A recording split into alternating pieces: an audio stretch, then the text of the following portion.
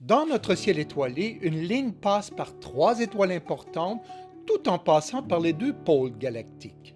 Vous voyez la ligne pointillée rouge? Cet alignement pourrait expliquer l'origine d'Anzu, l'aigle sumérien à tête de lion. Les trois étoiles sont Régulus dans la constellation du lion, Altaïr dans celle de l'aigle et Sirius, la plus brillante de tous les astres de notre voûte stellaire. Anzu est le fils de Siris, la déesse sumérienne brasseuse de bière, comme Isis, la déesse égyptienne associée à l'étoile Sirius. Ici, cette vue extérieure ressemble à un survol du dôme céleste au-dessus de notre système solaire qui forme le plan de l'écliptique. Ajoutons la grille écliptique et observons notre système solaire. Vue de la Terre, la ligne rouge d'Anzu oscille dans le ciel avec la rotation terrestre de 24 heures. La ligne écliptique avec le Soleil, la Lune et les planètes oscille également en raison de l'obliquité, ou disons l'inclinaison de la Terre. Tel un équateur, la ligne Anzu trace une circonférence complète sur la sphère céleste. Ce parcours forme un cercle de distance angulaire de 360 degrés. C'est une coïncidence non aléatoire qui provoque un défi pour notre science des probabilités. La suite est encore plus étonnante. Remarquez la Voie lactée. Nous y ajoutons une ligne verte pointillée. C'est l'équateur galactique. Nous pouvons également ajouter la grille galactique verte avec ses deux pôles. Pour nos ancêtres, cette grille n'a pas d'importance. Par contre, les deux pôles galactiques et son équateur, la Voie lactée, jouent un rôle important dans leur mythologie. Les pôles écliptiques et les pôles galactiques symbolisent l'arbre de vie, comme l'arbre sumérien Huluppu. C'est tout de même étonnant que la ligne Anzu passe par les deux pôles galactiques de la Voie lactée. Demandez à n'importe quel mathématicien des probabilités ce qu'il pense d'une telle coïncidence. Selon les époques et la latitude, il est possible d'observer la ligne Anzu encercler parfaitement l'horizon. Lorsque le cercle d'Anzu se couche à l'horizon, l'équateur galactique de la Voie lactée, ici en vert, passe par le zénith. Ici, l'exemple de la Mésopotamie du Sud il y a 6000 ans.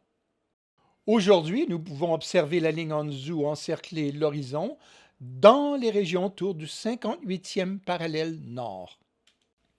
Voyons le ciel de l'année 2025 en projection stéréographique comme si nous étions étendus au sol, regardant le ciel. La ligne rouge est l'horizon. Ajoutons la grille galactique en vert. On remarque l'équateur galactique, la Voie lactée passée par le zénith, coupant le ciel en deux moitiés parfaitement égales. De nombreuses cultures anciennes décrivent la plongée verticale de la Voie lactée comme les éclairs de la constellation d'Orion, représentant Zeus, Jupiter, Thor, Indra, Marduk et bien d'autres. Nous montrons à nouveau la grille galactique avec ses deux pôles et les étoiles Altaïr, Sirius et Régulus à l'horizon.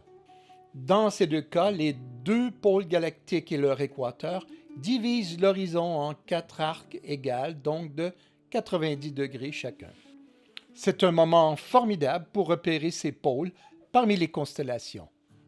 Nous regardons vers le sud-est en direction de Sirius et Orion. À l'opposé, nous regardons vers le nord-ouest en direction d'Altaïr. Ainsi, la ligne jaune passe par Bételgeuse, dans Orion, longe l'équateur galactique et rejoint Altaïr à une distance angulaire de 180 degrés.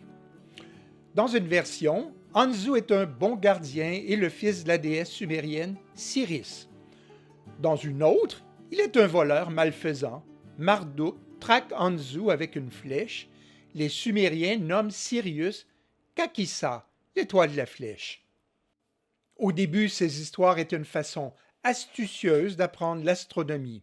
Plus tard, ces récits sont devenus superstitions exploitées par le pouvoir politique. Vous pouvez vérifier la valeur angulaire de 180 degrés en utilisant la projection Hammer-Antioff dans Stellarium avec sa grille galactique ici en vert. Cette projection permet de voir la totalité du ciel et de la ligne Anzu en rouge avec sa ligne jaune. Nous utilisons une projection similaire pour voir notre globe en son entier. Une fois le cercle d'Anzu posé à l'horizon, nous pouvons aussi projeter tous ces azimuts sur une image bidimensionnelle en utilisant une projection stéréoscopique dans Stellarium. Gardez en tête que l'ouest est derrière vous lorsque vous regardez vers l'est et vice-versa, se rappelant aussi que la Voie lactée passe au-dessus de votre tête et plonge verticalement devant vous. Une simulation de 7 minutes de la rotation céleste illustre les 3 étoiles d'Anzu se régler sur l'horizon. Ainsi, nous constaterons qu'Altaïr et Sirius sont presque à la même distance angulaire du pôle galactique avec une différence de 1,4 degrés. Remarquez les 2 branches de la Voie lactée plongeant verticalement sur l'horizon, comme la foudre. Le marteau d'Orion se trouve à l'intersection de l'écliptique et de la ligne galactique. Notez l'angle de 60 degrés entre ces lignes. Dans la mythologie, la Voie lactée sépare un monde terrestre d'un monde océanique. Régulus est la seule étoile importante sur la ligne de l'écliptique. Remarquez la ligne jaune en pointillé associée à la ligne d'Anzu.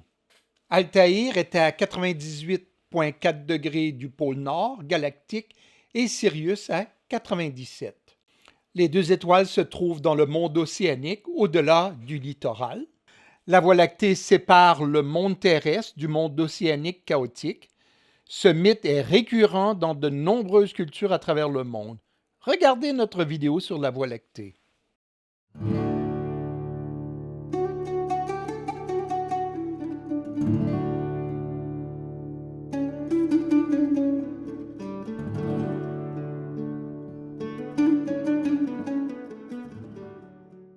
Dès que la Lune croît un peu, cette frontière disparaît et la mer envahit la Terre.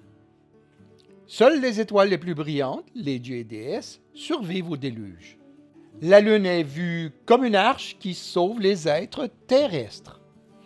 Anzu est lié au déluge, le symbole de la foudre est présent aux côtés d'Anzu.